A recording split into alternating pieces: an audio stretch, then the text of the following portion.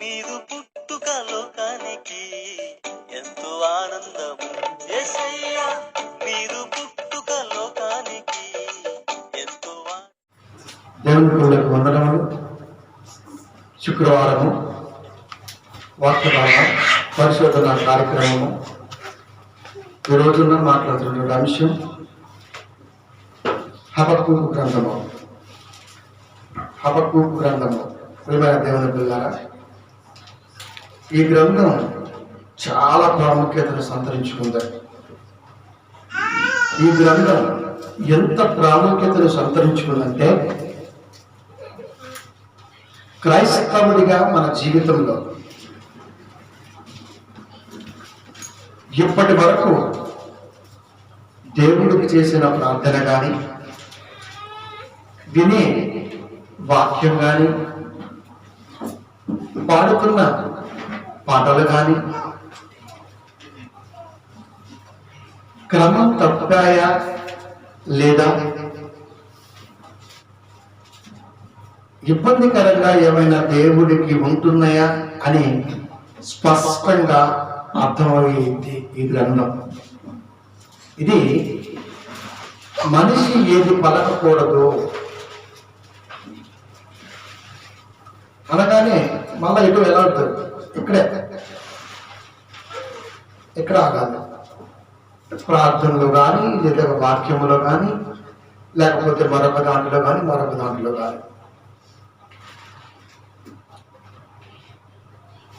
ఏది పలకకూడదు, ఇప్పుడు ఏది దేవుణ్ణి అనకూడదు, అడగకూడదు నేర్పగలిగేది హబక్కూకు గ్రంథము. ఇది ఈయన ప్రవక్త హబక్కూకు గ్రంథ రచయిత హబక్కూకు గారి, వీరు ప్రవక్త. క్రీస్తు పూర్వం 670 సుమారుగా ఆ ప్రాంతంలో రాయబడింది. ఇది బబులోను సామ్రాజ్యం దాడి జరిగినప్పుడు, బబులోను సామ్రాజ్యం ప్రపంచాన్ని ఆక్రమించుకోవాలి అని బయలుదేరింది. ఎందుకంటే మొట్టమొదటి సామ్రాజ్యం కనుక బబులోను సామ్రాజ్యం ప్రపంచాన్ని ఆధీనం తీసుకోవాలి. ప్రపంచంలో ఉన్న అన్ని రాజ్యాలు బబులోను సామ్రాజ్యం కిందకి రావాలి అని వాళ్ళకు మంచి ఆలోచన కలిగి, వారి దృష్టిలో మంచి ఆలోచన, వారు యుద్ధాన్ని ప్రకటించి నడుస్తున్నప్పుడు అనేక మంది దీన్ని బారిన పడ్డారు, గాయాలు పాలయ్యాయి, ప్రాణాలు కోల్పోయారు. అలాంటి సందర్భంలో హబక్కూకు గారికి దేవుడికి మధ్య సాగుతున్న ప్రస్తావనే ఈ గ్రంథం.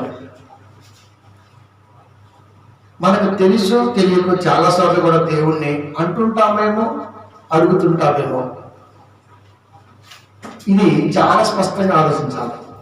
అందుకే దర్శనం వచ్చేసింది. ఆ దర్శనంలో దేవుణ్ణి అడుగుతున్నాడు హబక్కూకు. మనకు కూడా బైబిల్లో ఆసరాగా కొన్ని రిఫరెన్స్లు మనకు కనబడుతుంటాయి.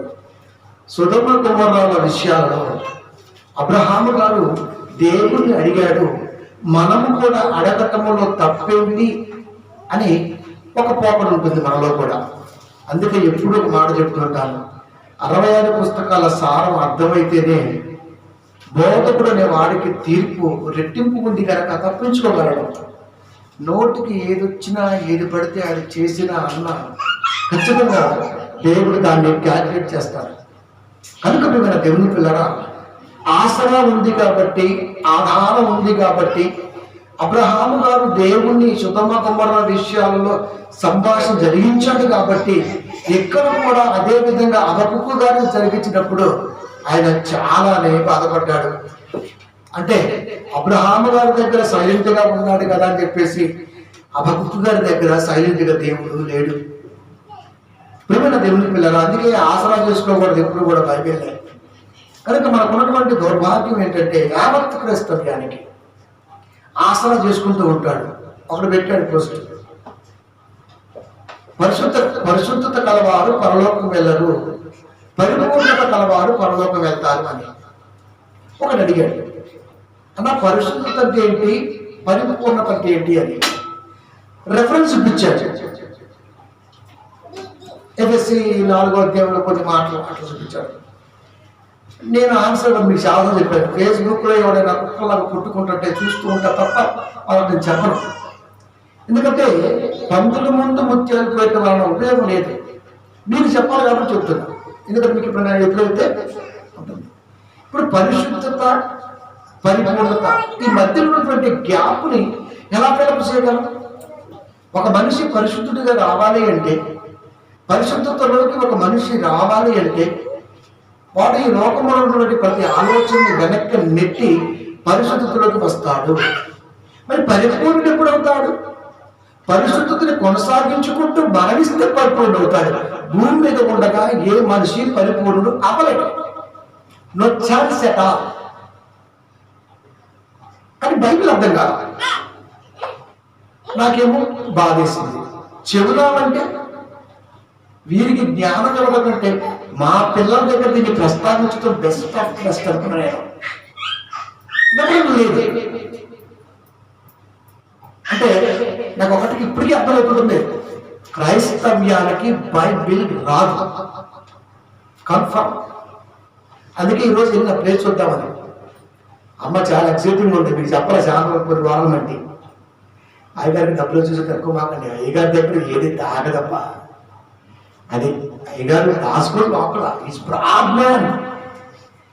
వచ్చే మాత్రం పక్క కోట్ల దిగుతీ టెన్షన్ లేదు.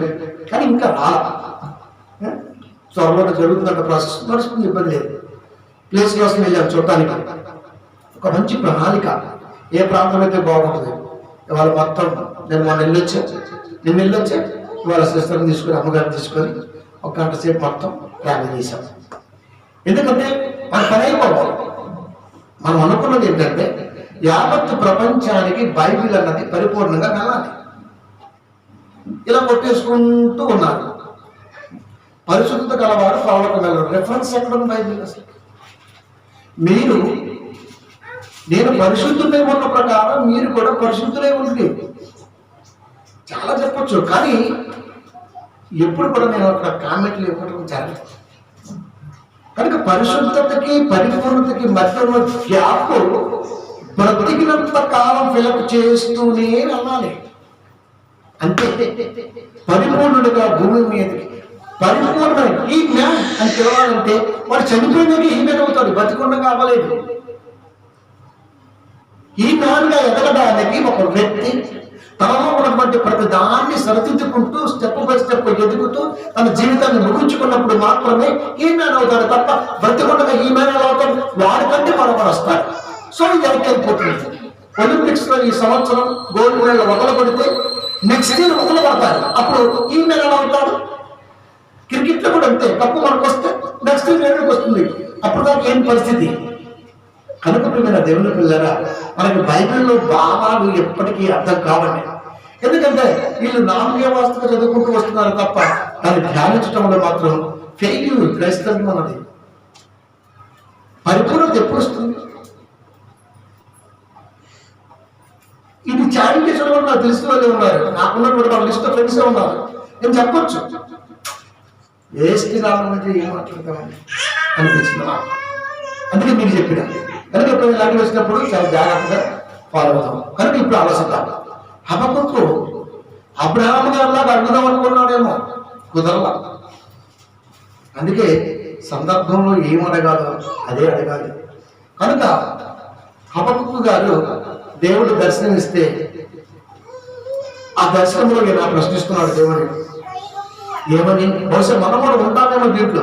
మనమంటే నేను కాదు, నేనున్నాను అని చెప్తున్నా. హబక్కూకు గ్రంథము 1వ అధ్యాయం 2-3 వచనాలు. యెహోవా నేను మొరపెట్టినను నువ్వు ఎన్నాళ్ళు ఆలకింపకుందువు? ప్రశ్న. హబక్కూకు గారు అంటున్నారు, యెహోవా నేను మొరపెడుతున్నా కదా, ఎన్నాళ్ళు నువ్వు ఆలకించవు? ఈయన మొరపెట్టేది దేని గురించి తెలుసా? కిందకు వస్తుంది. నేను నీకు మొరపెట్టినను నీవు రక్షింపగలిగినావు. హబక్కూకు అని ప్రవక్త మొరపెడుతున్నా దేవుడు లోకాన్ని రక్షించట్లేదు. దేవుడు లోకాన్ని రక్షించాలో లోకాన్ని శిక్షించాలో నువ్వు చేసే ప్రార్థన మీద ఆధారపడి లేదు. ప్రార్థన అంటే మనకు మనం బాగుండడానికి అంతే. గడప దాటి బయటికి వెళ్తే మన ప్రార్థన పాకదు. ఎందుకంటే లిమిట్స్ క్రాస్ అవుతుంటుంది అక్కడ. మనవాడు దశ నేను ప్రార్థన అది అని ఇష్టం, దైవ ఇష్టం, అది దేవుని యొక్క అభిష్టం మేరకు సక్సెస్ అంతే తప్ప నేను చేస్తే పదం ఎప్పటికీ కూడా కంటిన్యూగా దేవుడికి ఇష్టం తీసుకోవడం. నేను ఎన్నాళ్ళు ఆలకింపక ఎందుకు అంటే ఎన్నాళ్ళ మట్టి ప్రార్థన చేస్తున్నాడు చూడండి హబక్కూకు గారు. నేను నీకు మొరపెట్టినను నీవు రక్షింపక ఉన్నావు, నన్నెందుకు దోషము చూడనిచ్చుచున్నావు, బాధ నీవేళ ఓడమే చూస్తున్నావు అడుగుతున్నాడు. బాధ నీవేళ ఓడక చూస్తున్నావు. ఎక్కడ చూసినను నాశనమును బలత్కారమును అకబడుచున్నవి, జగడమును కలహమును రేగుచున్నవి కదా. లోక విపత్కర పరిస్థితి హబక్కూకు గారు చూసి తట్టుకోలేక పరితపించిపోతున్నాడు. లోకం యొక్క స్థితిగతి హబక్కూకు గారు చూసి తట్టుకోలేక పరితపిస్తున్నాడు. దేవుడు ఎందుకు ఇంకా చూసి ఊరుకుంటున్నాడు? దేవుడు ఎందుకు ఇంకా ఏం అనకుండా ఉంటున్నాడు? దేవుడు ఎందుకు దీన్ని నన్ను చూడనిస్తున్నాడు? మనకి టెంపర్ మైండ్ కదండి. మనము సిగ్గుపడుతూ దేవుని ప్రేమను గుర్తున్నటువంటి వారు. ప్రేమ దగ్గరున్నట్టుగా ప్రేమ నా దేవుడు అంటే లోక స్థితిగతి మీరు చూడండి. అందుకే మీకు చాలాసార్లు చెప్పిన, అందరూ బాగుండాలని కోరుకోవటం నాటకం, నేనే బాగుండాలని కోరుకోవటం వాస్తవం. నిజానికి ఈ పదం లోకంలో చాలా మందికి అయిష్టంగా ఉంటుంది. ఎందుకంటే ఆయన బాగుండటం ఏంటి? అలా అందరం అనుకుంటే అందరం బాగుంటాం. అలా అనుకోవాలి. అందరూ బాగుండాలి దాంట్లో నేను మిస్ అయ్యా అక్కడ. కనుక ప్రేమ దేవుని పిల్లరా, అందుకే లోకం యొక్క స్థితిగతులు భయంకరమైన విధానంలో హబక్కూకు గారు పరితపిస్తున్నాడు, చూడలేకపోతున్నాడు. ఏంటి ప్రభువా ఈ విపత్కర పరిస్థితి? ఏంటి ప్రభువా ఇది? ఈ నాశనము బలత్కారం నాకు అగపడుచున్నవి, నన్ను ఎందుకు దోషాలు చూడనిస్తున్నావు? నువ్వెందుకు ఊరుకున్నావు అని అడుగుతున్నాడు. జగడాలు కనపడుతున్నవి, కలహాలు కనపడుతున్నవి, బలత్కారాలు, నాశనాలు, విపత్కర పరిస్థితులు లోకంలో కనబడుతున్నా, నన్నెందుకు చూడనిస్తున్నావు అని హబక్కూకు గారు దేవుణ్ణి అడుగుతున్నాడు. అంటే మనకంటే కూడా చాలా కనపడుతుంటది. మనం వెంటనే ఈ పరిస్థితి మారిపోవాలి ప్రభా, ఈ పరిస్థితి పాడైపోవాలి, ఈ పరిస్థితి చక్కబడాలి ప్రభా, ఇది ట్రాక్లోకి రావాలి ప్రభా. ట్రాక్ తప్పిన తర్వాత ట్రాక్లోకి రావాలంటే చాలా కష్టం. ట్రాక్ తప్పకూడదు. పట్టాల మీద ట్రైన్ ప్రయాణిస్తున్నప్పుడు విలువగల వస్తువు అది తీసుకెళ్తున్నప్పుడు ట్రాక్ తప్పిందంటే మొత్తం స్మాష్ తప్ప అది పనికిరాదు. ఇంకా తర్వాత ట్రాక్ బాగు చేయొచ్చు, లేదంటే మళ్ళా పట్టాలు బాగు చేయొచ్చు, లేకపోతే ఆ పెట్లు బాగు చేయొచ్చు, కానీ తిరిగి మళ్ళా కోల్పోయింది మాత్రం రాదు. అందుకని ప్రతి 5 కిలోమీటర్లకి ఒకటి కడుతుంటారు లైన్ మ్యాన్.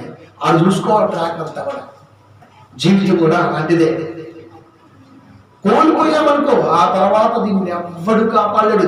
తర్వాత సరిదిద్దుకోవచ్చు, కానీ వెనకాల పోయింది మాత్రం ఎప్పటికీ అలాగే ఉంటుంది. ఇవన్నీ అడుగుతున్నాడు. అక్కడతో ఆగాడా? ఇంకా లోపలికి వెళ్తున్నాడు. ఎంతగా వెళ్తున్నాడంటే 13వ వచనము హబక్కూకు 1:13, నీ కన్ను దృష్టి దుష్టత్వము చూడలేంత నిష్కలంకమైనది కదా. అంటే జరుగుతున్న విపత్తుని నువ్వు చూస్తున్నావు కదా, అసలు నువ్వు చూడవు కదా, నువ్వు చూడలేవు కదా. అంటే జాలి గలవాడు, ప్రేమ గలవాడు, జాలి మనసు ఉన్నవాడు ఏ కఠినమైన విషయాన్ని కూడా చూడలేడు. బాబు సెన్సిటివ్ పర్సన్. దేవుడు బైబిల్లో జాలి గల దేవుడు రాయని మనం అనుకున్నామంటే దేవుడు సెన్సిటివ్ అనుకున్నాం. దేవుడు సెన్సిటివ్, పాజిటివ్, నెగిటివ్ నీకే తెలుస్తుంది. అసలు మనం దేవుడి గుణగణాలను క్యాల్కులేట్ చేయలేము. ఎలా చేయగలమండి? అసలు దయామయుడు అనగానే దాంట్లో మనం దయనే చూసాం. అది ప్రేమ దేవుని పిల్లరా, ఆ పదం రాశాడు అంటే దాని వెనకాల ఏమున్నదో నువ్వు ఆలోచించాలి. ముందుకెళ్తున్నాడు. నీ కను దృష్టి నన్నెందుకు చూడనిస్తున్నావు అని అడిగి మళ్ళీ దేవుడి మీదకి వెళ్ళిపోతున్నాడు. నీ కన్ను దృష్టి దుష్టత్వమును చూడలేనంత నిష్కలంకమైనది కదా.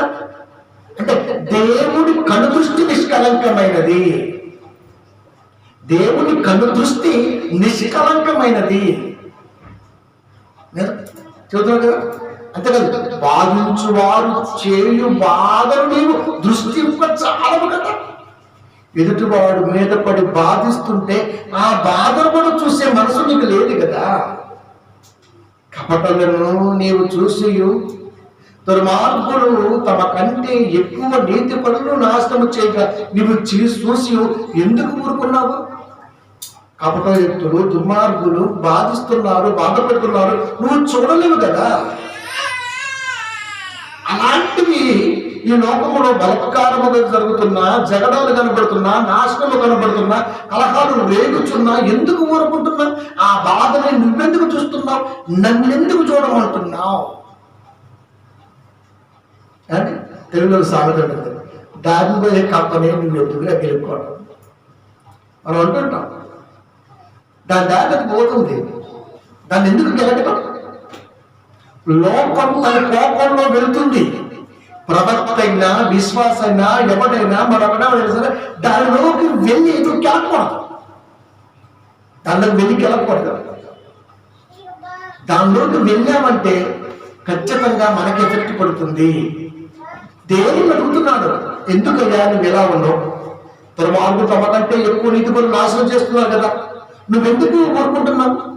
బాధించేవారు ఉన్నారు, నువ్వెందుకు దృష్టింపు కదా, నువ్వు చూడలేవు కదా, ఎందుకు చూస్తున్నావు? ఇలా హబక్కూకు గారు ప్రశ్నించడం మొదలు పెట్టుకుంటూనే వెళ్ళిపోయాడు. వెళ్ళిపోతుంటే దేవుడు ఒక అద్భుతమైన ఆలోచన అందించాడు. ప్రశ్నించడం ఈజీ, దేన్నైనా సరే ప్రశ్నించడం అనేది చాలా ఈజీ. ఏంటంటే ప్రశ్నించడం వల్ల ఉన్నటువంటి ఆనందం మనకు దాంట్లో ఉండదు. కానీ ఎదురు ప్రశ్నిస్తే, అంటే ప్రశ్న ఇజ్ ఈక్వల్ టు ప్రశ్న ఎలా ఉంటుంది? ప్రశ్నిస్తే ఎలా ఉంటుంది? ఎన్ని అడిగావు కదా నాయన, బాగానే ఉంది, నీకు దర్శనం వచ్చింది కదా, ఆ దర్శనాన్ని ఎక్కడికి వెళ్ళాలి ప్రభు? అక్కడే ఉంది. ఆ దర్శనాన్ని పరుగెత్తుతూ చదవగలిగే స్థితిలో ఒక మనిషి ఉండగలిగేంత స్పష్టంగా వారి పలక మీద రాయి అన్నాడు. నీ దర్శనం వచ్చిందా?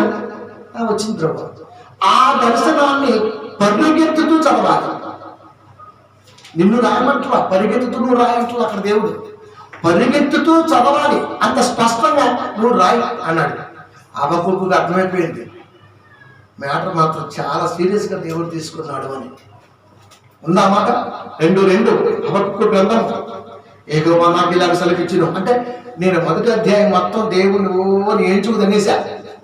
2వ అధ్యాయం వచ్చేసరికి స్పష్టంగా మాట్లాడు. ఒకటే మాట హబక్కూకుకి పోటేపటి మాట రాలా. ఏమని తెలుసా? యెహోవా నాకు ఇలాగ సెలవిచ్చును. ఏమన్నాడు?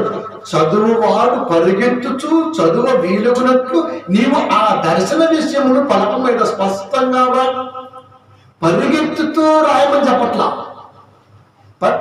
పరిగెత్తుతూ రాయమంటలా. పరిగెత్తే వాడు నువ్వు రాసింది చదవాలి స్పష్టంగా. ఇప్పుడు రాయి అంటే మంచిగా ఏసీలో కూర్చొని, మంచి టేబుల్ వేసుకొని, మంచి పుస్తకం తీసుకొని, పెద్ద పెద్ద అక్షరాలు ఇస్తానుగా రాసుకొని ఎక్కడ సరే పరిగెత్తుతూ చదవాలంటే, దేవుడు లోకం ఎంత ప్రేమించిన ఈ రెఫరెన్స్ ని పరిగెత్తి చదవాలి.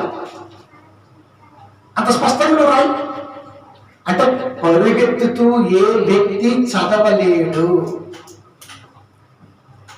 అంటే కూర్చొని ఎన్నేదో చెప్పచ్చు, కానీ సృష్టి పరిగెడుతుంది. పరిగెడుతున్న సృష్టిలో నా పాత్ర ఏంటి, నా బాధ ఏంటి, నా ఆలోచన ఏంటి అని భూమి మీద ఉన్న మనిషికి తెలియదా? వీడికి తెలిసినల్లా ఊరికి ముండమూటిలాగా ఏడవటమే తప్ప, ఏడిపించడమే తప్ప మరొకటి రాదు అని చెప్పాడు దేవుడు. పరిగెత్తుతూ రాయి. పరిగెత్తేవాడు చదివేంత వీలుగా నువ్వు రాయి అంటే అర్థమైంది. ఒక్కసారి ప్రవక్త కదండి మరి, దేవుడు చెప్పిన మాట నిజంగా వర్ణనాతీతం అండి. హబక్కూకుకి ఒక్కసారి మైండ్ బ్లాక్ అయిపోయింది. నేను రాసింది పరిగెత్తుతూ చదవాలా? అంత స్పష్టంగా నేను రాయాలా? అంటే ఇది వల్ల కాదు. నువ్వెంత పెద్ద పెద్ద అక్షరాలు రాసినా పరిగెత్తుతూ ఏ వ్యక్తి చెప్పలేడు. ఎవరు చెప్పగలడు? ఇంకా నయం పరిగెత్తుతూ రాయమల్లా ఇంకా బాగుండేది. వచ్చేవాడు కాబట్టి అప్పుడే ఎవరో ప్రవక్త అయిన హబక్కూకు గారి ప్రవక్త. అంటే ప్రవక్త కూడా కామన్ సెన్స్ కోల్పోతాడా? బోధకుడు కూడా సెన్స్లెస్ గా ఉంటాడా? విశ్వాసం కూడా పనికిరాని వాడిగా కనబడతాడా? అంటే వీళ్ళ ముగ్గురే దేవుని దృష్టిలో. అర్థం చేసుకోండి, ఈ మాటకి అర్థం అదా? ఈ మాట వెనకాల దాగి ఉన్న భావం అదా?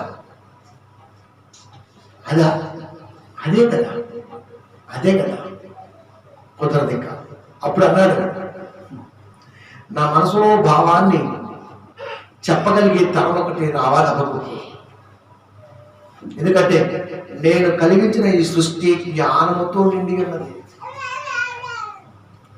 నేను కలిగించిన ఈ సృష్టి జ్ఞానంతో నిండి ఉన్నది. అది ఈ రోజున మిస్యూజ్లోకి వెళ్ళిపోతుంది. దాన్ని సరిచేసేవాడు కావాలి అని చెబుతూ హబక్కూకు గారిని ఆలోచింప చేయటం కూడా ఒక మాట వాడాడు. 14వ అధ్యాయం హబక్కూకు గ్రంథము. ఏలయనగా సముద్రము జలములతో నిండి ఉన్నట్లు భూమి యెహోవా మహత్యమును గూర్చిన జ్ఞానముతో నిండియుండును. అర్థమైపోయింది. పరిగెడుతున్నటువంటి విధానములో చదవబీదకున్నట్లుగా ఎవరు చదవగలడు? అలా నేను ఎలా రాయగలను? నేను రాసింది ఆ వ్యక్తి ఎలా చదవగలడు? సృష్టి పరిగెడుతుంది, కానీ దేవుడే దాని కొలతలు చెప్పాలి. సృష్టిలో ఏ ప్రాంతంలో ఏ విధ్వంసం జరిగినా దేవుడు ఎందుకు ఊరుకుంటున్నాడంటే దీని వెనకాల దాగి ఉన్నటువంటి అపారమైన రహస్య జ్ఞానాన్ని క్రైస్తవుడు చెప్పాలి ప్రపంచానికి. మనం ఏమంటాం?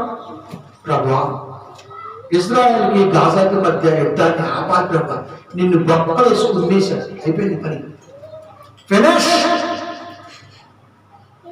క్రైస్తవుడు ఎవడైనా ఈ ప్రార్థన చేస్తే వాడి కౌంటర్ స్టార్ట్ అయింది. గాజా మీద, హామా మీద ఇజ్రాయేల్ యుద్ధాలు చేస్తున్నాయి అంటే నువ్వెవడో ఆపటానికి? అసలు నువ్వెవడో ప్రార్థన చేయడానికి? పోలీసుడు సైన్ కొడితే ఇంట్లోకి వెళ్ళి గసగస పిరికి పంత ప్రభుకి ప్రార్థన చేస్తున్నాడు. అందుకే చాలా బాధేస్తుంది. ఈ ఎదవరికి ఎందుకు బయలుదేరుతాం కాదు? మనకు అనిపించింది అలా చేయకపోతే ఎట్టండి, సింపతి కోసం ప్రార్థన చేస్తుంటాం. మరి నువ్వు ఆపుతావా? రేపు పాకిస్తాన్ అనే వాడు మిసైల్స్ ఉపయోగించి భారతదేశాల మీద ఉపయోగిస్తే స్కర్స్ని ఇంట్లో ప్రార్థన చేసి చూరుకుంటాం. అది ఎలాగా అన్న దాని గురించి వాళ్ళు ఆలోచిస్తారు. నీకంత లేదు, మనం అంత చేయలేము. అంతే. నువ్వు ఏం చేయాలి తెలుసా? యుద్ధాలు జరిగితే నీకు ఎందుకురా? యుద్ధాలు వెనకాల కారణాలు చెప్పు. మనిషి పోతున్న వింత పోకడల గురించి మానవ మేధస్సుకి అర్థం కాని సంగతిని రాయించిన దేవుని మనసులోని మాట లైనప్పుడు నువ్వు అందించగలిగితే వాడి మనసు మారుద్దేమో. అది కదా ఇది చెప్పమంటే ఏకంగా అడిగి వెళ్ళిపోతుంటాం. ఇప్పుడు మన దేవునికి వెళ్ళారు, ఆలోచించండి. అంటే మనకు అర్థమవుతా? ఏమీ అర్థమవట్లా. అందుకే సముద్రం జలములతో నిండి ఉన్నది. మనం చదువుకుంటూ వెళ్ళిపోతున్నాం కదండి. అసలు సముద్రం అంటే జలంతో నిండి ఉన్నదా? అది దేవుడు చెప్పాలా? సముద్రం అంటేనే జలాలతో నిండి ఉంటుంది. దాన్ని ఇప్పుడు దేవుడు చెప్పాలా? ఎవరికైనా కామన్ నాలెడ్జ్, సహజంగా దానికి మనిషి అర్థం చేసుకుంటారట. కానీ మళ్ళా ఇది చెబుతున్నాడు ప్రవక్తకి. ఇది మనం ఆలోచించాలి. భూమి మీద యెహోవా మహత్యమును గుర్చిన జ్ఞానంతో నిండి భూమి అన్నాడు అక్కడ. ఇప్పుడు భూమి మీద ఎవరున్నారు? మనం. సముద్రంలో ఏమున్నది? జలములు ఉన్నవి. అంటే సముద్రంలో నీరు ఎండిపోదు. భూమి మీద దేవుని యొక్క మహత్యమును గుర్చిన జ్ఞానము ఎండిపోతుంది అని చెప్పాడు అక్కడ. అది ఎండనప్పుడు ఇది కూడా ఎండకూడదు. మరి సముద్రం ఫలానా పసిఫిక్ మహాసముద్రం ఎండిపోయింది, ఫలానా మధ్యధర సముద్రం ఎండిపోయింది, ఫలానా అరేబియా మహాసముద్రం ఎండిపోయింది అని చెప్పగలిగాడా ఈ రోజు వరకు హిస్టారికల్ కోసం? చిత్రకారుడు చెప్పాడు అంటే లేదు. కానీ ఏ దేశంలో చూసినా యుద్ధ వాతావరణాలు, ఎక్కడ చూసినా కలహాలు, ఎక్కడ చూసినా బలాత్కారాలు. బలాత్కారాలు అంటే సైబర్ క్రైమ్స్. బలాత్కారం అంటే అదే కదా, నీకు సంబంధం లేకుండా జరిగేది క్రైమ్, బలాత్కారం అంటే. ఇవన్నీ కూడా నాశనాలు, బలాత్కారాలు, జగడాలు ఇవన్నీ కనబడుతున్నప్పుడు నువ్వు ఏం చేయగలవు? కలహాలు రేగుతున్నప్పుడు నువ్వేం చేయగలవు? ప్రభువు చూస్తున్నాడు అంటే అర్థమేంటి తెలుసా? నువ్వు కూడా చూస్తూ ఉండు. కరోనా వచ్చిన కొత్తలో కాళ్ళని ఎగరేసారు పాస్టర్లు అందరూ. నేను అప్పుడే చెప్పిన, ఒరే మీ వల్ల కానిది, మీరు ప్రార్థన చేస్తే ఆగదు. ఇప్పటికి కూడా 35,000 భారతదేశంలో మొత్తం ఈ రోజుకి ప్రజెంట్గా 35 నుంచి 45 వేల కేసులు రన్ అవుతున్నాయి. మళ్ళీ ఆగలేదే. థర్డ్ వే రాబోతుంది, ఫోర్త్ వే ఆల్రెడీ రావడానికి సిద్ధంగా ఉంది. దాని పేరు ల్యాండో పెట్టాడు, మరొకటి ఏదో ల్యాండో పెట్టాడు, పేర్లు పెట్టుకుంటూ వెళ్ళిపోతున్నారు. కానీ పరిస్థితి చక్కదార్యం రావట్లా. ఏమైపోయాడు మీరు వీళ్ళంతా? ఉపవాసాలు చేసి, ప్రార్థన చేసి, ఛాలెంజ్ చేసి కరోనా ఆపుతా అన్నాడు. ఇప్పటికీ కరోనా 2.5 సంవత్సరాలుగా కరోనా విజృంభిస్తుంది. ఏం చేశారు వీళ్ళు ప్రార్థన? మరి కరోనాతో నీకు ఏ సంబంధం? అసలు ఏ సంబంధం? మనకి ఎందుకు అది ఎందుకు వచ్చింది? దాని వెనకాల ఏంటి? దేవుడు ఏం చెప్పాలనుకుంటున్నాడు? నువ్వు ప్రార్థన చేస్తే కరోనా ఆగిపోద్ది, నువ్వు ప్రార్థన చేస్తే అన్నీ అయిపోతాయా? అసలు మనిషికి అంత ఇచ్చానండి దేవుడు. ఒరే నువ్వు ప్రార్థన చేస్తే నువ్వు చక్కగా చూస్తానన్న ఒక మాటకి ఈ రోజున వాడు హద్దులు దాటి చెలదిగిపోతున్నాడు. నీ ప్రార్థనకు జీవితంలో నేను ఆన్సర్ ఇవ్వనరా అంటే బైబిల్లో ఏ ఒక్కడైనా ప్రార్థన చేస్తాడా? పోనీ ఒక శద్రకు, ఒక మెషాకు, ఒక అభ్యర్థులు లాగా మమ్మల్ని కరుణించకపోయినా పర్వాలేదు, మేము ప్రభుని వెంటే ఉంటామని చెప్పగలరా? ఎక్కడ చూసినా అలాంటి వారు కనపడరండి. వాళ్ళు అన్నారు, మా దేవుడు రక్షించకపోయినా మేము ఆయన ఫ్యాన్నే, మేము ఆయన వైపే ఉంటాం. అలా అనేవాడు ఉన్నాడా? ఆన్సర్ వస్తేనే, సమాధానం వస్తేనే ప్రభుని ఫాలో అవుతాడు క్రైస్తవులు. వాళ్ళు రియల్ క్రిస్టియన్స్. అంటే మనం తుప్పాసిగాళ్ళం అంతే, మనం దేనికి పనిచేయదు, ఏదో బతికేస్తున్నాం అంతే. తర్వాత దేవుడి ఇష్టమైతే ఓ పక్కన నెడతాడు, లేదంటే ఇటు పక్కన నెడతాడు. ఫ్రెష్ ఎందుకు? కౌంట్ అవుతుంది చేసే ప్రాంతంలో కౌంట్. నేను ఎప్పుడు ఆపని చెప్పను దేవుడికి. ఒక ముక్కకు వచ్చినట్టే చూస్తూ ఊరుకోవాల్సిందే. మనం ఊరుకోవడమే మన పని. అదే ప్రయోజనం, అదే గొప్ప ప్రయోజనం.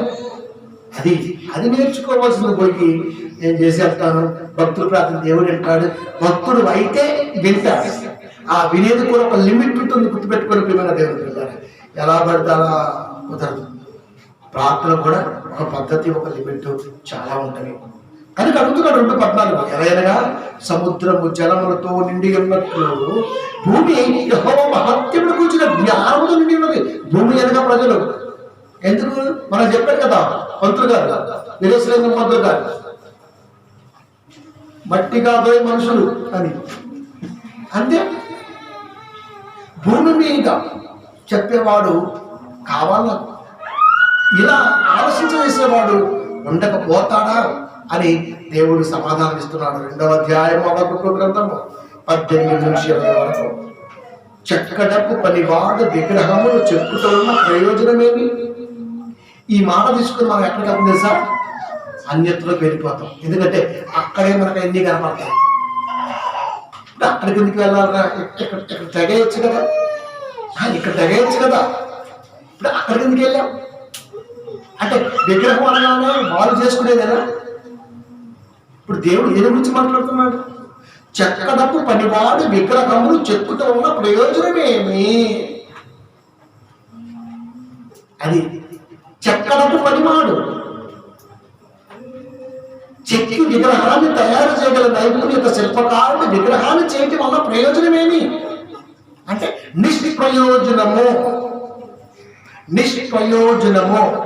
ఇంత పనికాడైనా దాన్ని చేయటం వలన ఎదుటి వాడికి ఉపయోగం లేదు. మరి నువ్వెంత పనికాడి? దేవునిలో ఎంత పనివంతులం. మరి మనము చేయటం వలన ఈ పని ఎంతమందికి ఉపయోగం ఉన్నది? చెక్కడపు పని వాడు విగ్రహం చేయటం వలన ప్రయోజనమేమి అంటే విగ్రహాన్ని చేయటం వలన ఏ ప్రయోజనము లేదు. ఎందుకు? వాడు పనివంతుడే, మలుస్తున్నాడు, వీడు పాస్టరే. కానీ దేవుడి మనసుని పూర్తిగా తెలుసుకున్నటువంటి వాడు వాక్యము చెప్పటం వలన విని వాడికి ఉపయోగం ఏంటి అని అడిగాడు అక్కడ దేవుడు. మనం ఏమంటాం? ఇలా వెళ్ళిపోతుంటాం, విగ్రహాలు చెక్కారు లేదంటే అది మాట్లాడడం. అసలు దాంతో నీకేం పని? ఇక్కడ ఎయిరా సాని అంటే ఆడే అత్త అంటాడు నాటు ఎడైతే దీన్ని తెచ్చు. ఇక్కడ చేత కాదు మనకి, ఆడికి వెళ్ళిపోతాం.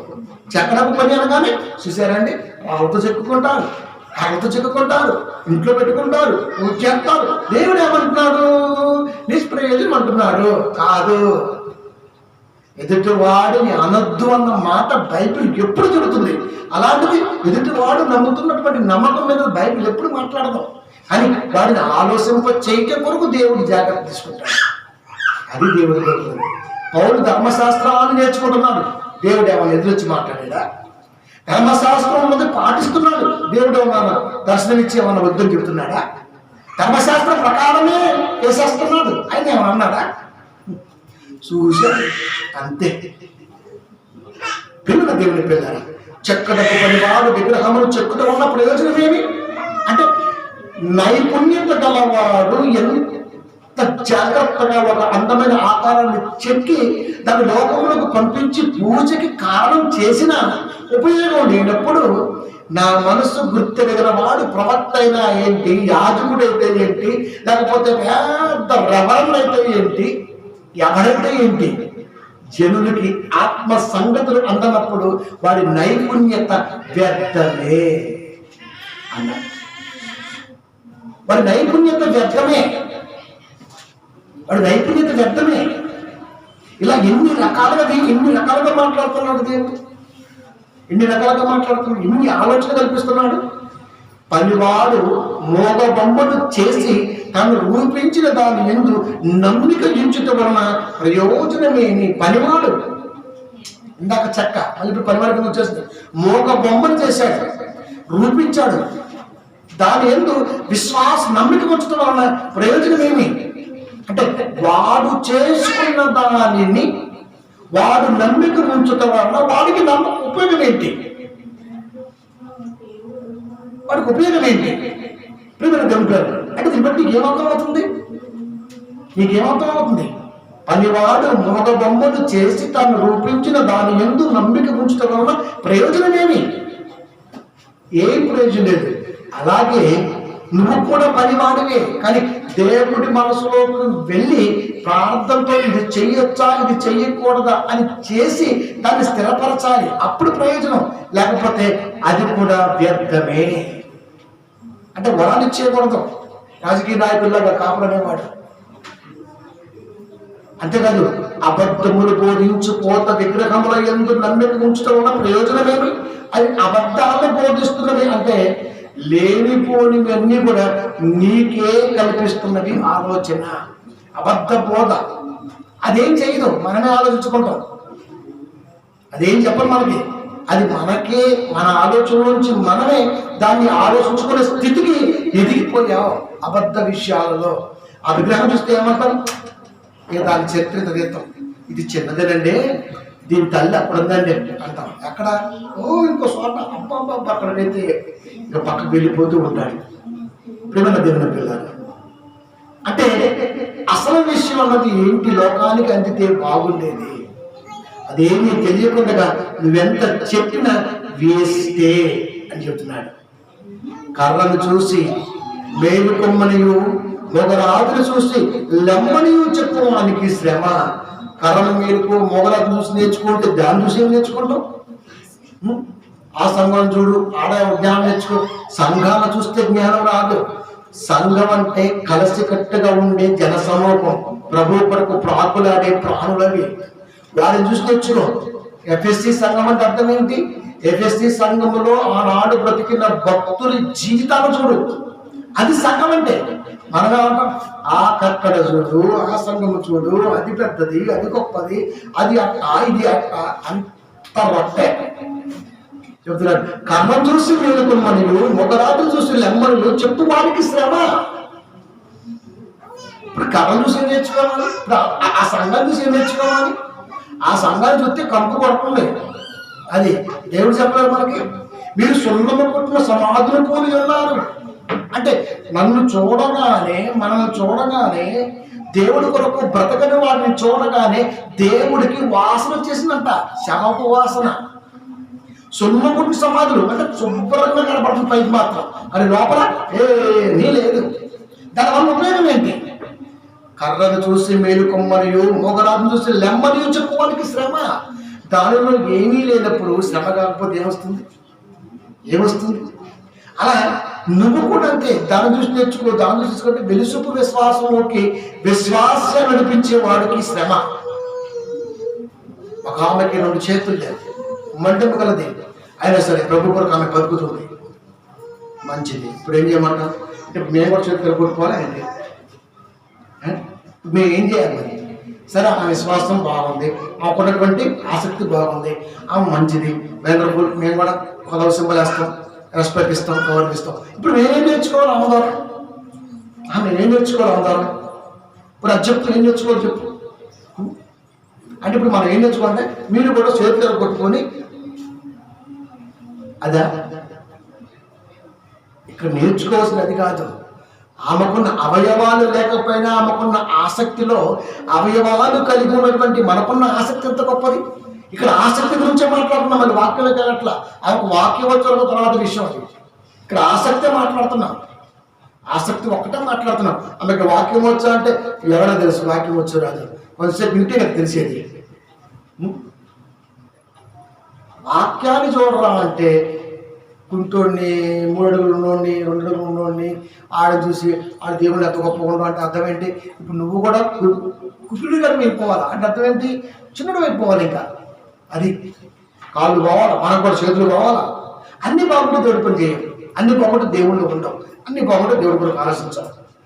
కాస్త లోపం ఉన్నవాడు దేవుళ్ళు ఉంటే మాత్రం వాడి గురించి ఆర్టికల్ రాస్తుంటారు. అదే అక్కడ ఫస్ట్ మనం చెప్పాడు వాడి గురించి అంత వద్దు. ఏమని? మోగవాడుగా పుట్టడం వాడిని నేనే చేసి అట్లా అంతే. అది దేవుడు క్లారిటీ ఇచ్చేసాడు. అది గుడ్డివాడిగా పుట్టినా మోగవాడిగా పుట్టినా దేవుని మహిమ కొరకే పుట్టాడు. ఇప్పుడు దేవుని మహిమ కొరకు వాడు పుడితే వాడిని చూసి మీరు మహిమ తెచ్చుకోండి చెప్పి వీడి మాట చెప్తుంటాడు. బైబిల్లో స్పష్టంగా ఉంది కదా. ఇంకా దాని గురించి ఆలోచన ఏముంది? సముద్రపు లోతు తెలుసు. పసిఫిక్ మహాసముద్రం లోతు 8,848 మీటర్లు. ఇప్పుడు నేను పోవాలి, నేను చూడాలి, డబ్బులు ఖర్చు పెట్టాలి, దాన్ని కొత్త తీయాలంటే ఇంకా అంతకంటే దౌర్భాగ్యం మరొకటి. Time waste. ఆల్రెడీ కొలవబడింది అక్కడ.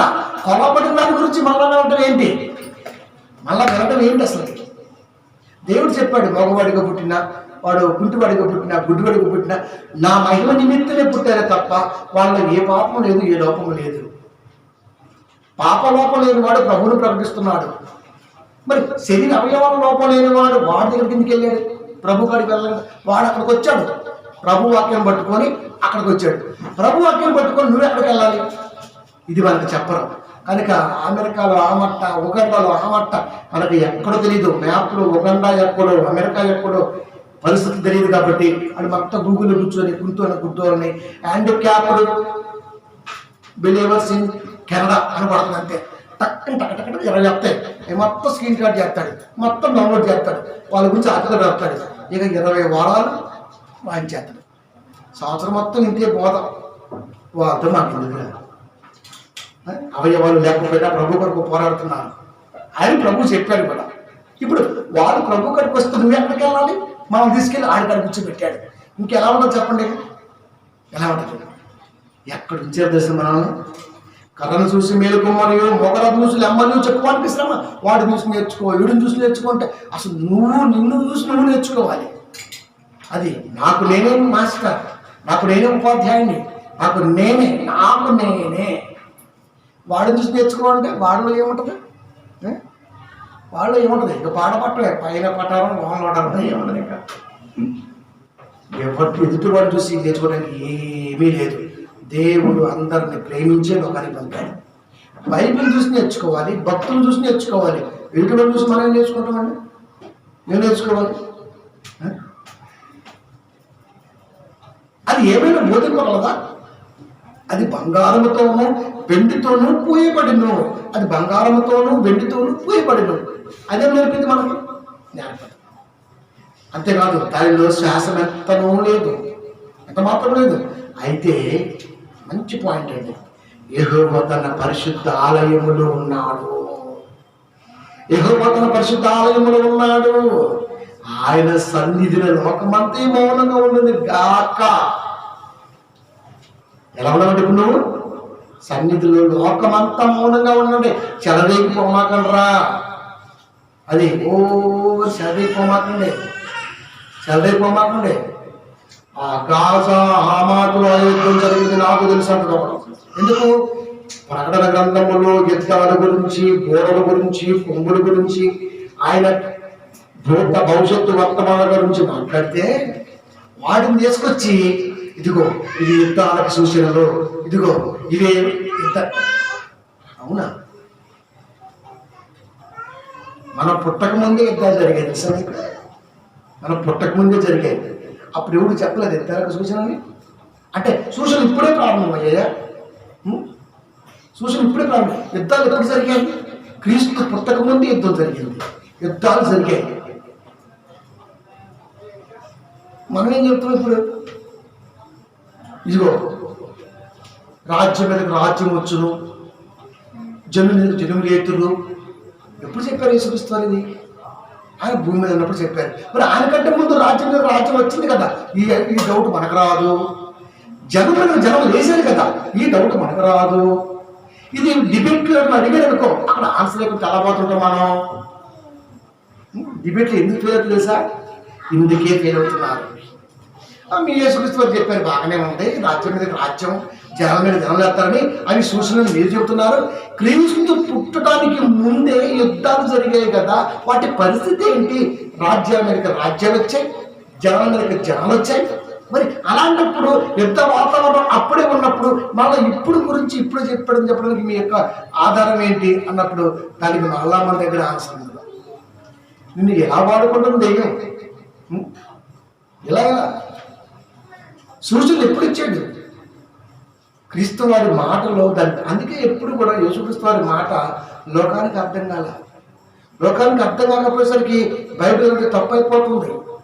అది రాజ్యం మీదకి రాజ్యం అంటే ఇక్కడ నువ్వు ఉంటున్నటువంటి దేశాల గురించి మాట్లాడట్లేదు. ఇక్కడ రాజ్యం మీదకి రాజ్యము, జనం మీదకి జనము. జనము జన ప్లస్ జన ఈజ్ ఈక్వల్ టు జనము. జనములు ప్లస్ జనములు ఈజ్ ఈక్వల్ టు రాజ్యములు.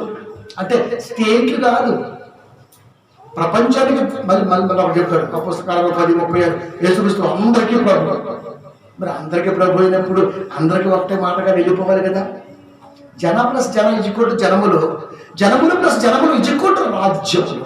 అంటే జన సమూహములు అంటే మనిషి మీదకి మనిషి లేస్తాడు. అందుకనే మళ్ళీ లోకసువార్త మనకు స్పష్టంగా చెప్తాడు, ఒక ఇంటి వాళ్ళు 3 ఇద్దరి మీద ఏర్పడతారని. ఇంత స్పష్టంగా నాకు జాగ్రత్త చెబుతున్నప్పుడు మళ్ళీ యుద్ధ సూచనలు, మళ్ళీ ఆ సూచనలు అంటే ఇవే.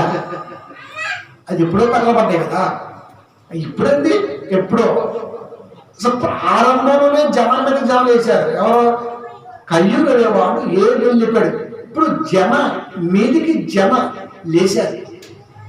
ఆ కంటే కంటిన్యూ అవుతూనే ఉంది. ఇంకా యుద్ధాలు జరిగాయి, యుద్ధాలు జరుగుతున్నాయి, అన్ని జరుగుతూనే ఉన్నవి. ఇప్పుడు తీసుకొచ్చి కొత్త నిబంధనలు తీసుకొచ్చి ఇది పెట్టేస్తుంది. ఇగో ఇజ్రాయెల్ మన యుద్ధం జరిగింది, అదే కారణం. రేపు దీంతో నీకు ఎందుకు రా, మనకు ఎందుకు వస్తుంది? యుద్ధాలు నువ్వు ఆపగలవా? యుద్ధాలు ఆపాలంటే ఎవడు ఆపాలి తెలుసా? రాష్ట్రపతి ఆర్డినెన్స్ జారీ చేయాలి. అందరికి వెళ్ళాలంటే లెఫ్ట్ కన్నాలకు వెళ్ళాలి, అంటే మిలిటరీ వాడు వెళ్ళాలి. మిలిటరీ వాడు ఎవరు తీసుకోవాలి? రాష్ట్రపతి ఆమోదం. రాష్ట్రపతికి వెళ్ళాలంటే ఫస్ట్ ఎవరు కలవాలి? పిఎం కలవాలి. పిఎం కాడికి వెళ్ళాలంటే ఎవరు వెళ్ళాలి? ఇంత డిపార్ట్మెంట్ దీన్ని మెయింటైన్ చేస్తుంటే చర్చిలో కూర్చొని మాట్లాడుతూ ఉంటాడు.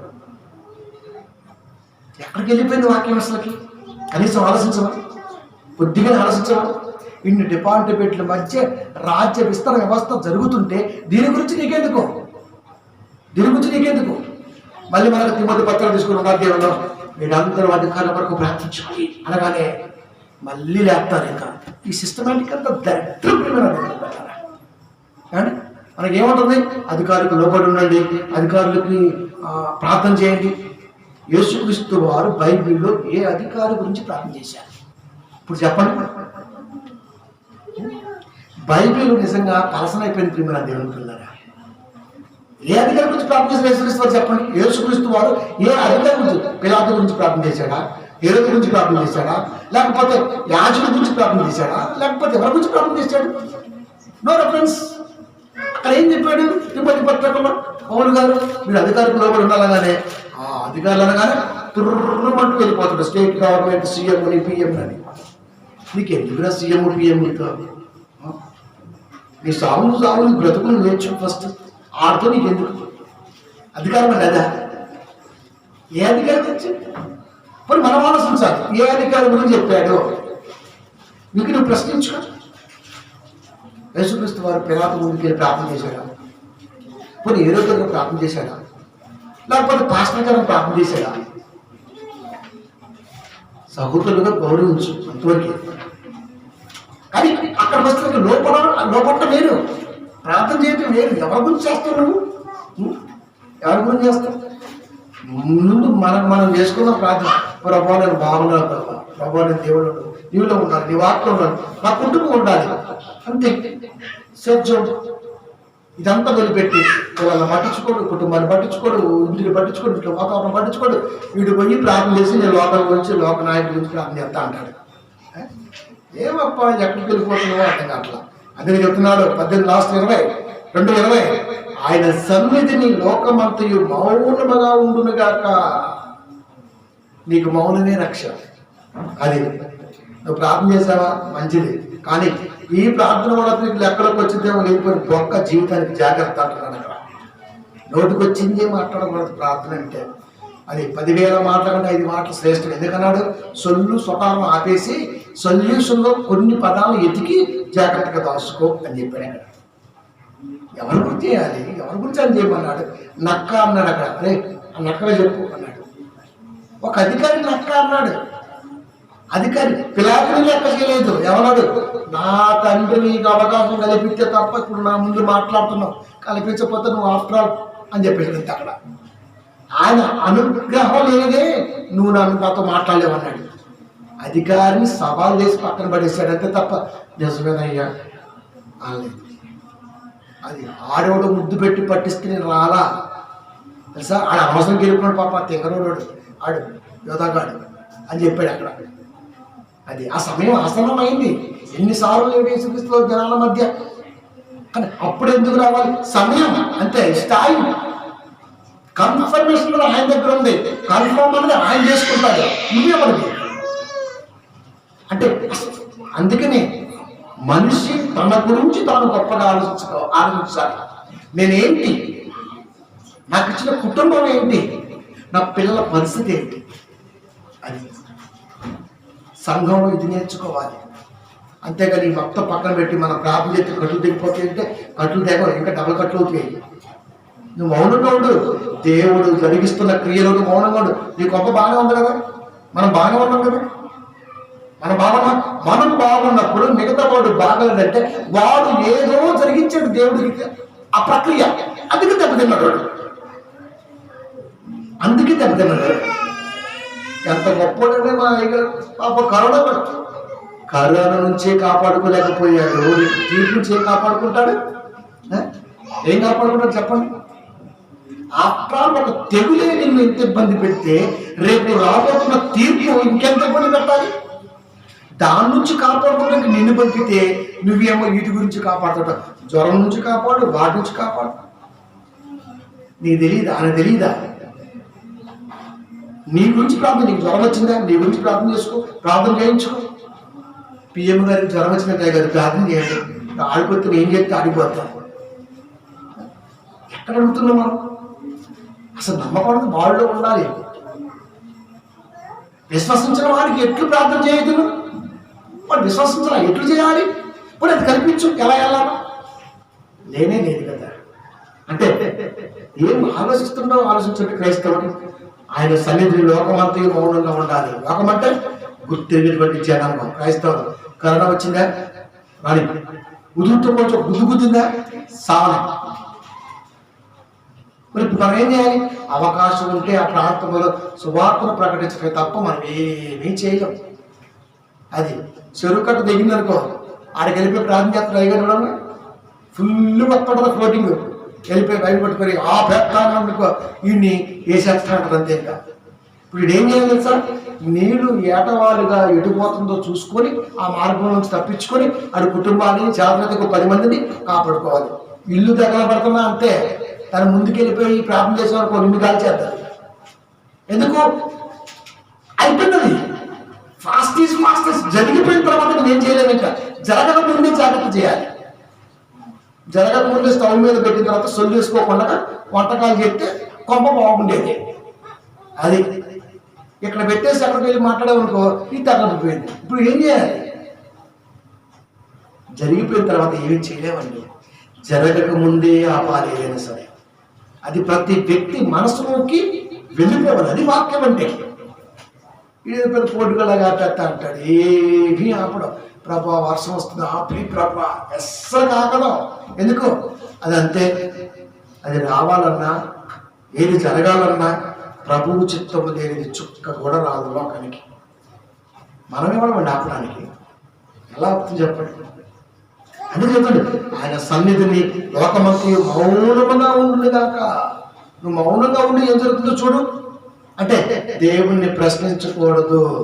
ఎప్పుడైతే ఇన్ని మాటలు చెప్పాడో హబక్కూ గారికి ఆలోచన వచ్చింది, ప్రవక్తని వెళ్ళప్పుడు ఇది చెప్పానేమో దేవుడికి, ప్రభు ఇక్కడ నుంచి నేను చాలా జాగ్రత్తగా తగ్గి నేను నేర్చుకుంటాను. ముందుకు వచ్చాడు. 3వ అధ్యాయము 2వ వచనము, యెహోవా నిన్ను గూర్చిన వార్తను నేను భయపడుచున్నాను.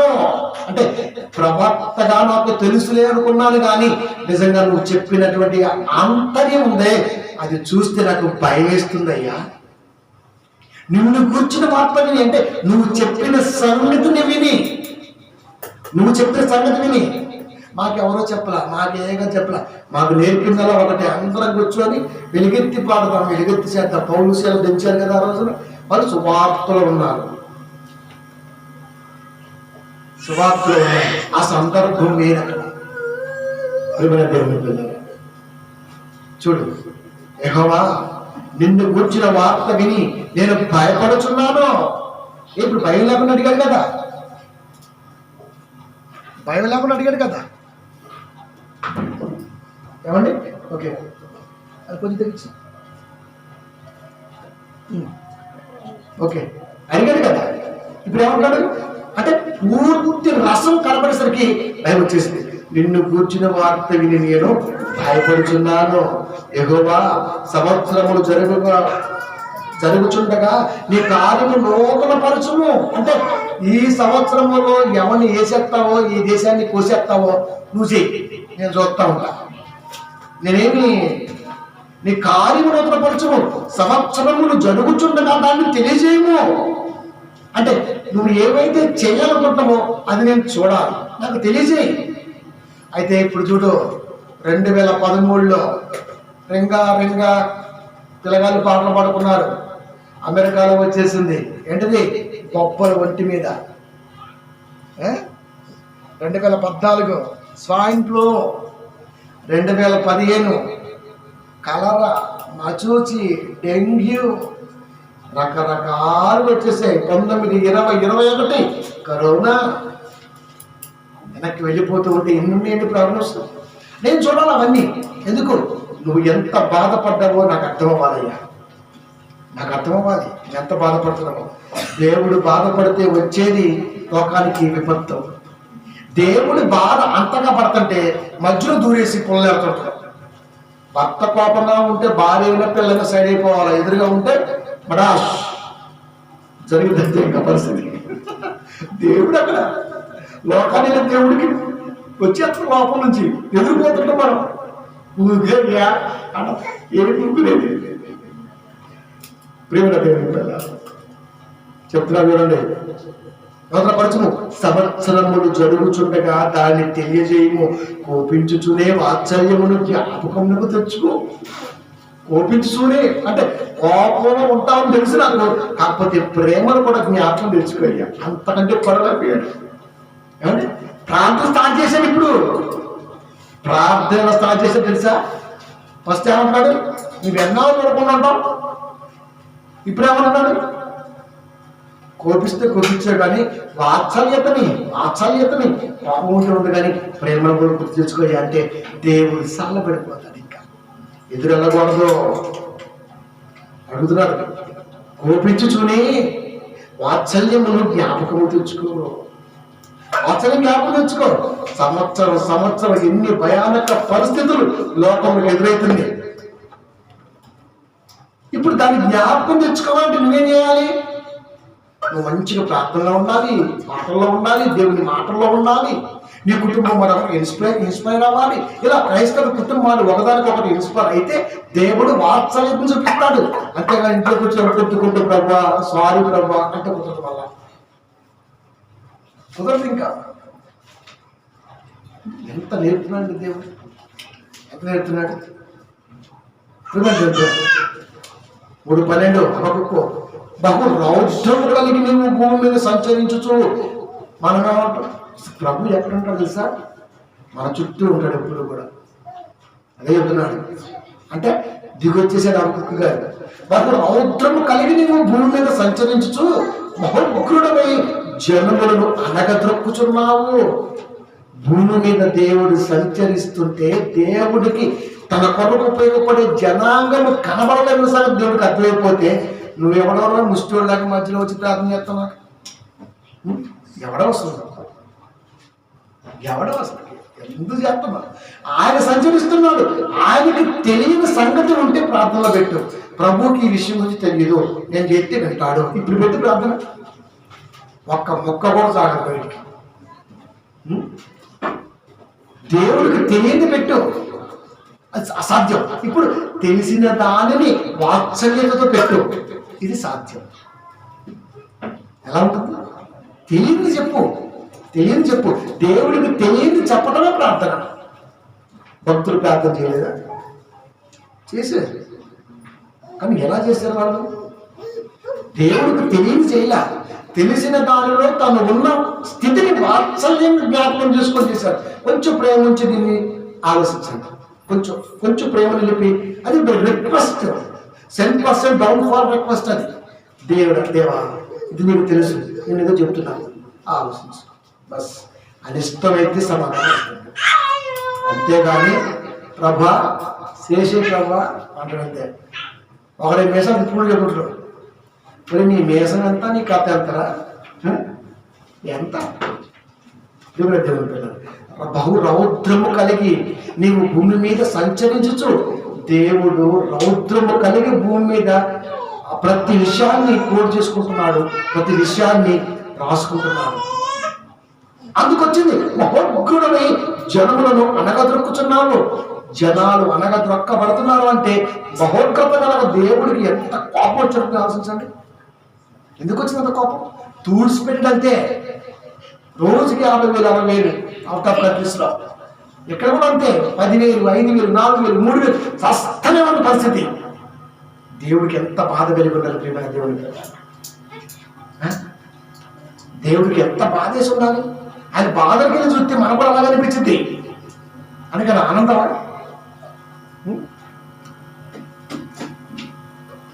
ఆయనకి ఏమన్నా ఆనందమా? ఆలోచించండి. దేవుడికి ఎందుకు బాధ కలిగిందో ఆలోచించవలసిన మనిషి ప్రభువానికి న్యాయం చేయమని అడుగుతున్నాడంటే వీడిని ఏమనాలో ఆలోచించండి. ఏమనాలి? కనుక అనగా దొరుకుతున్నాడు. ఏంటది?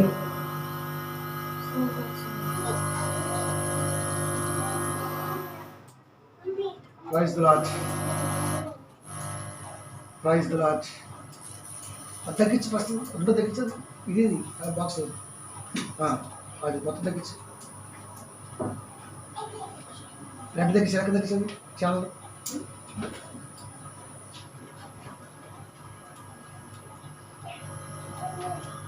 Praise the Lord. Praise the Lord. Sound ready? Hello. Hello. Hello. Hello.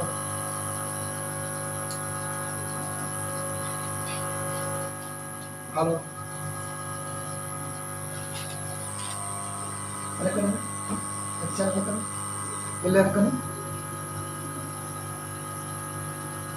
This is it. You go this it.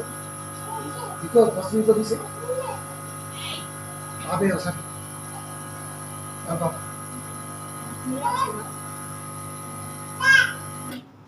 Ready. You go this it.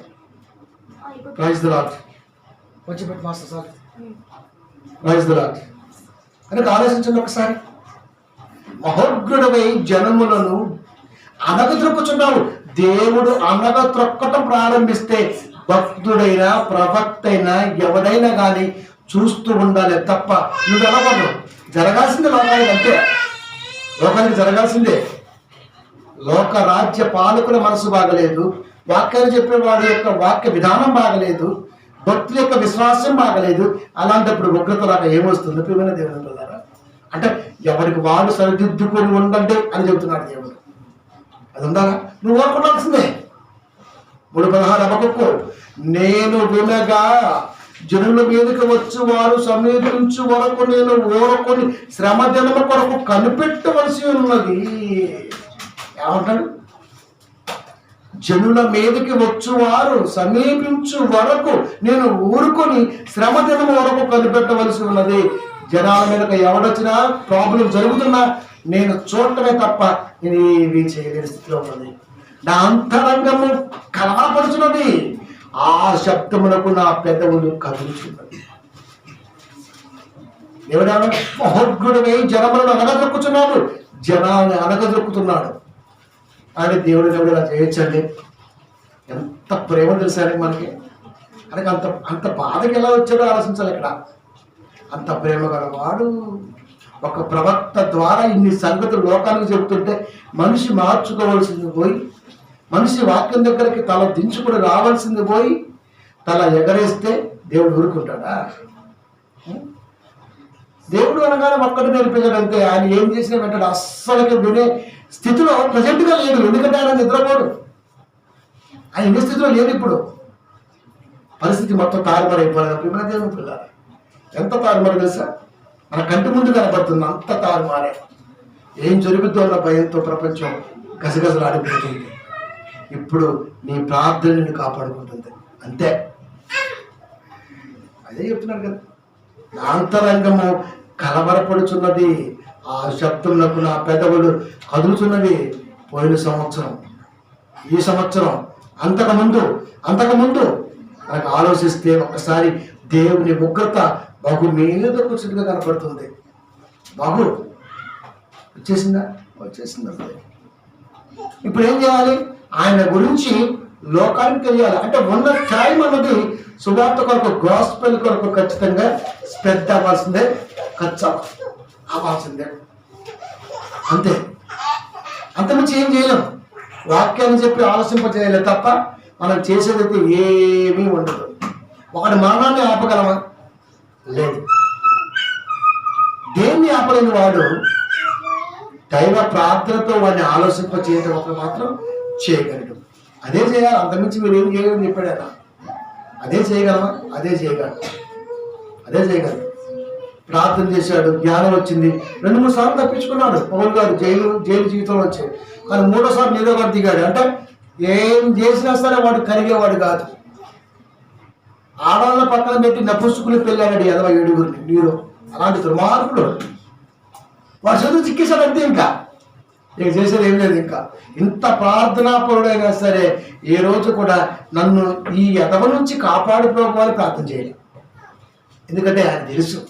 2 సార్లు ఉపయోగపడ్డాడు, 2 సార్లు వాడాడు మంచి జ్ఞానాన్ని, బైబిల్ జ్ఞానాన్ని, దైవ జ్ఞానాన్ని. ఓకే, కానీ అన్ని సందర్భాల్లో అది సెట్ అవ్వదు.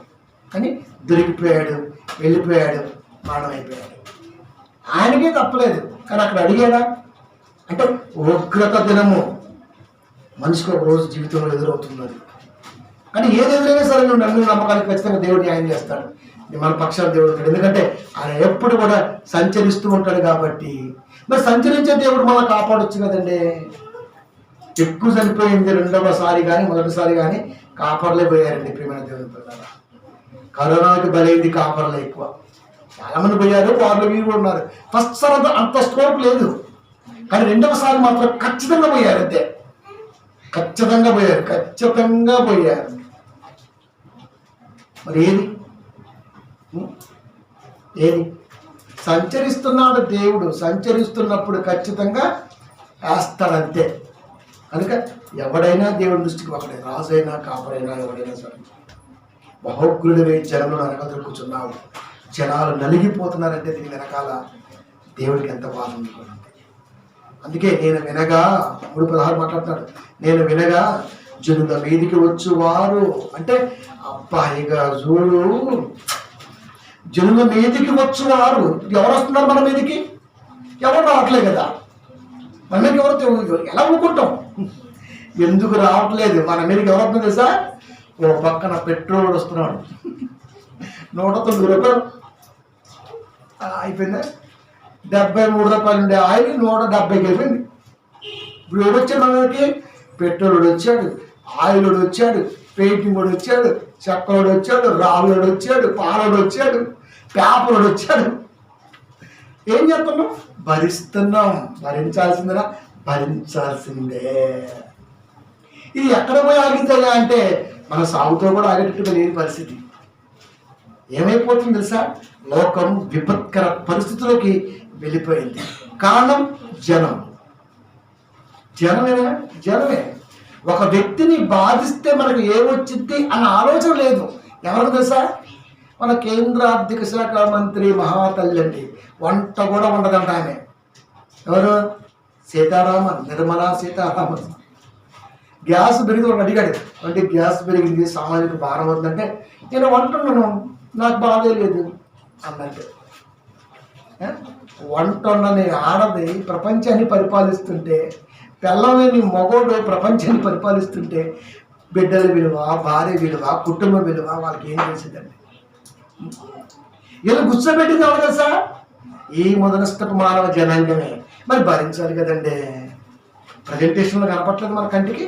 నేను వినగా చూసాం కూడా మనం, జనుల మీదకి వచ్చి వారు సమీపించే వరకు నేను ఊరుకొని శ్రమ జన్మ కొరకు కనిపెట్టవలసి ఉన్నది. ఇక చూస్తూ ఉండాల్సిందే. పెట్రోల్ పెరిగింది, ధర్నా చేస్తారు, ఇంకా పెరిగింది. ధర్నా చేసిన తెల్లని 3 రూపాయలు పెరిగింది. ఎందుకు? ధర్నా చేసి షాపులు మూసి ట్రాఫిక్ జామ్ చేసి అంత డిస్టర్బెన్స్ అయితే దీన్ని పోడ్చాలి. ఇప్పుడు ఒక్క రోజుకి 1000 కోట్లు నష్టం కేంద్రానికి, 3 రోజులు 3000 నష్టం, 3000 కోట్లు నష్టం. ఇది తెల్లారి పెట్రోల్ పెంచేస్తాం అంతే. ఆ ధర్నా చేస్తాడు బాగానే ఉంటాడు, మనం మాత్రం అలాడిపోతుంటాం. మనం అంటే చేసింది ఏం లేదబ్బా, ఊరుకోవాల్సిందే. ఇప్పుడు ప్రార్థన చేయి, ఏ భక్తుడైనా సరే, ప్రభా కేంద్ర పెట్రోల్ శాఖ మనసు మార్చిన 70 రూపాయలు కావాలి ప్రభా పెట్రోల్. శాతగాని ప్రార్థన ఎందుకు సామే? నా అంతరంగము కాపాడపడుతున్నది. మనం ఏం చేస్తాం? అయ్యో జనం ఏది మంచో ఏది ఆలోచించకుండా, ఇప్పటికీ కూడా దేవుడు అంటే లెక్క లేకుండా, బైబిల్ అంటే ఓ మత గ్రంథమను లేకపోతే ఏదో అని చెప్పేసి ఇష్టానుసారంగా మాట్లాడుతూ బయటికి వెళ్ళిపోయి ఆగమైపోయారు కదా. ఏం చేయగలం? అంతకంటే మనం ఏం చేయలేము. మనం కూడా భరించాల్సిందే ఒక లాగా, అంతకంటే ఏం చేయలేము. ఆ శబ్దములకు పెదవులు కదులుతున్నవి. ఏ శబ్దము? రోజు కనబడే శబ్దాలు. అది పెరిగింది, ఇది పెరిగింది, అది పెరిగింది, ఇది పెరిగింది, అది పెరిగింది, ఇది పెరిగింది. జీతాలు పెరగవు, జీవితాలు పెరగవు, ఏది పెరగదు. కానీ ఒక్కటి మాత్రం నిజం, పెరిగిపోతూ ఉంటుంది. సెన్సెక్స్ గ్రాఫ్ షేర్ మార్కెట్లో పెరిగిపోతూ ఉంటుంది అంతే. ఇవాళ 3 రూపాయలు, రేపు 5 రూపాయలు. కానీ నిత్యావసరం ఖచ్చితంగా తప్పదు. ఇదంతా కారణం ఎవరు తెలుసా? యేసుక్రీస్తు వారి మాట ప్రపంచంలో లేకపోవటం, కరెక్ట్గా చెప్పేవాడు కూడా లేకపోవడం. తప్పదు, మరి భరించాల్సింది. పాలన విధానం తేడా అనుకుంటాం మనం, వాడిదే పావల మనసు మారినంత వరకు పరిస్థితి ఉంటుంది. లాస్ట్ మాట 3:13, నీ జనులు రక్షించుటకు నీవు బయలుదేరుచున్నావు. దేవుడు ఆయన ఇస్తున్న భరోసా, నీ జనులను రక్షించటకు అంటే ఎలాంటి స్థితిలో ఉన్నా నిన్ను నమ్మిన బిడ్డలకి నువ్వు ఏ పొదువ చేయకుండా నువ్వు తీసుకునే యాక్షన్ చాలా బాగుంటుంది అంటున్నాడు. నీ జనులను రక్షించకు నువ్వు బయలుదేరుతున్నావు, నీవు నియమించిన అభిషిక్తుని రక్షించటకు బయలుదేరుతున్నావు. దేవుడు మనల్ని ఎలాంటి స్థితిలో అయినా కాపాడుకుంటాడు అన్నది వాస్తవం. దేవుడు కాపాడుకుంటాడు, గుర్తుపెట్టుకోండి. దేవుడు కాపాడుకోవాలంటే నువ్వు దేవుడు సంచరించు స్థలములను కనపడాలి. దేవుడు ఎక్కడ సంచరిస్తాడు? లోకములో సంచరిస్తాడు. లోకములో సంచరించడం అంటే రోడ్ల పంటి పోవడం కాదు, కావలు కట్టిన రోడ్ల పక్కన కొండల్లో కాదు, సంఘంలో చేస్తాడు. ఏంటిలో ప్రార్థన జరుగుతుంది, ఎక్కడ ప్రార్థన జరుగుతుంది, ఎక్కడ వాక్యం వినబడుతుంది, ఎక్కడ నా మనసు, ఇవన్నీ కూడా అక్కడ చూస్తాడు. ఆయన దృష్టి అక్కడ ఉంటుంది. వైన్ షాపుల మీద ఉండదు దేవుని దృష్టి, ఆయనకు అవసరం లేదు. అది కంటికి కనబడ్డా పట్టించుకోడు. కానీ ప్రభువు దృష్టి ఎక్కడ ఉంటుంది తెలుసా? ఎక్కడ ఉంటుంది. ఏ బిడ్డ తన గురించి ప్రార్థన చేస్తున్నాడు, ఏ బిడ్డ నా గురించి ఆలోచిస్తున్నాడు, ఏ బిడ్డ ఏ స్థితిలో ఉన్నాడు, ఆ బిడ్డ నేను కాపాడుకోవాలి. ప్రమాదం ఉన్నది నా కొడుకు, ప్రమాదం ఉన్నది నా బిడ్డ కుటుంబం, నన్ను నమ్మేటువంటి విశ్వాస కుటుంబం ప్రమాదంలో ఉంది. దీన్ని కాపాడుకోవాలి. దీన్ని కాపాడుకోవాలంటే దీని గురించి జాగ్రత్తగా చెప్పే నా బిడ్డ ఒకటి ఉంటాడు, వాడి కాడ వీళ్ళు ఉండాలి. ఎంత గొప్పదండి, ఎంత గొప్ప నుంచి మాట. నీ జనులను, నీ అంటే దేవుడి పక్షాన ఉన్నటువంటి వారు రక్షించటకు ఎవరంటారు మాట? హబక్కూకు. ఇందాక ఉన్నాడు, ఏంటయ్యా అలా అయిపోతుంది చూడవు, ఇలా అయిపోతే పట్టించుకోవు, ఏంటి అసలు అన్నాడు. ఇప్పుడు ఏమంటున్నాడు? నీ జనులను రక్షించటకు నీవు బయలుదేరుచున్నావు అంటే నేను న్యూట్రల్ అంతే. నువ్వు ముందుకంటే ముందుకెళ్ళాలి, వెనక్కంటే వెనక్కి రావాలి. కారు అంతే కదండి, మరి ఏ వెహికల్ అంతేనండి, మంచి గేర్ చేతిలో ఉంటుంది. నువ్వు వేస్తేనే పోద్ది అది, నువ్వు వెనక్కేస్తే వెనకపోతే ముందుకేస్తే ముందు పడుతుంది. మన ప్రమేయం లేకుండా ఆటోమేటిక్ గేర్ ఏదో పడింది అనుకోండి, వెనకాల కార్లు బుద్ధి అంటే పక్కన పడిపోతుంది. మీరు కారు కంట్రోల్. ప్రవక్త అంటాడు, అయ్యా నేను న్యూట్రల్గా ఉన్నాను, నువ్వేం చేస్తే చెప్తాను. కానీ ఒకటి అర్థమైపోయింది, నిన్ను నమ్మిన కుటుంబానికి మాత్రం నువ్వు రక్షణగా ఉంటావయ్యా. ఎంత పరిశ్రమించమాట క్రైస్తరాజ్. నిన్ను నమ్మిన కుటుంబాలకి, బిడ్డలకి, జనాలకి నువ్వు రక్షణగా ఉంటావు. ఇదే కదా కావాల్సింది, ఇదే మనిషికి కావాల్సింది. అంతేకాదు, నీవు నియమించిన అభిషక్తుని రక్షించుటకు నీవు బయలుదేరుచున్నావు. నువ్వు నియమించుకున్న అభిషక్తుడు, అభిషేకింపబడిన వాడు అంటే దేవుని యొక్క విశ్వాస్యతలో బాప్తీసం పొందుకున్న కుటుంబాలకి నువ్వు న్యాయం చేస్తావు చెప్పేస్తున్నాడు. అభిషిక్తుడు, అభిషేకింపబడిన వాడు ప్రతి బిడ్డ రక్షించుటకు నువ్వు బయలుదేరుచున్నావు. అంటే దైవ సంరక్షణలో బాప్తీసం తీసుకున్న కుటుంబాలు క్రీస్తు శరీరాన్ని, రక్తాన్ని పాలు భాగస్తులు ఉంటున్న బిడ్డలకి ఇలాంటి విపత్తులు ఎన్ని కనపడ్డా ఖచ్చితంగా నో డౌట్ మనం చెప్పాం కదా, ఏమని కొన్ని బాధ్యతలు చెప్పాలని కదా, నిజాలు చెప్పాలి లోకానికి. కేవలం కరోనా అన్నది బిజినెస్ మాత్రమే, ఇట్స్ బిజినెస్ లేదని కాదు, అది ఎలా ఉంటుందో మనకు తెలియదు. కానీ దాని ద్వారా వచ్చేది కోవాక్సిన్ అవ్వచ్చు, కోవాక్సిన్ అవ్వచ్చు. ఇది నిన్న ఈ వారంలో 2-3 days బ్యాక్ ఒక ప్రొఫెసర్ అనాలిసిస్ చేశాడు. ఏంటి తెలుసా? అసలు ఈ కోవాక్సిన్లో కానీ ఈ కోవిషీల్డ్లో కానీ యాంటీబాడీస్ లేవు. సాగు కబురు చల్లగా చెప్పాడు. ఎంత తీయటి వార్త. వేల కోట్ల రూపాయలు ఈ రోజున ప్రజాధనం కేంద్రం ద్వారా వేస్ట్ అయిపోయింది. ఏం లేవు, యాంటీబాడీస్ లేవు, కోవాక్సిన్లో కోవిషీల్డ్లో లేవు. మరి దేంట్లో ఉన్నవి? అది ఇంకా కన్ఫర్మేషన్ అవ్వదా? మరి ఎందుకు ఇచ్చావు? ఏమో ఎందుకు ఇచ్చావు? డోసులు ఎందుకు ఇచ్చావు? ఏమో. పక్షవాతాలు, నాలుగులు పక్కకి వెళ్ళిపోతున్నాయి, నరాలు సిద్ధిపోతున్నాయి. అప్పుడుకున్న శక్తి ఏమైపోయింది తెలియట్లా, మొత్తం వెనక్కి వచ్చేస్తుంది బాడీ అంతా. వేసుకున్న కాంచి ఒక రకమైన మైండ్ సెట్ మారిపోయింది. శరీరంలోకి ఏదో వెళ్ళిపోయిందమ్మా. ఏం జరిగిందో దేవుడికి చెప్పాలంటే మనకి ఎవరో చెప్తే మాత్రం అన్ని విషయాలు ముందుంటాం, కానీ ప్రభు దగ్గర మాత్రం ముందుండము. ఎవరి క్రైస్తవ్యం అండి, ఎవరి క్రైస్తవ్యం. సరళంగా చెప్పేవాళ్ళకి నిన్న పేపర్లు ఆశ్చర్యపోయాను. మనం అనుకున్నది ఇదే కదా, ఇదే జరిగింది కదా, ఇదే జరిగింది కదా. యాంటీబాడీస్ లేనప్పుడు ఎందుకు ఎక్కించారు? బిజినెస్. ₹1,00,000 ప్రజాధనం.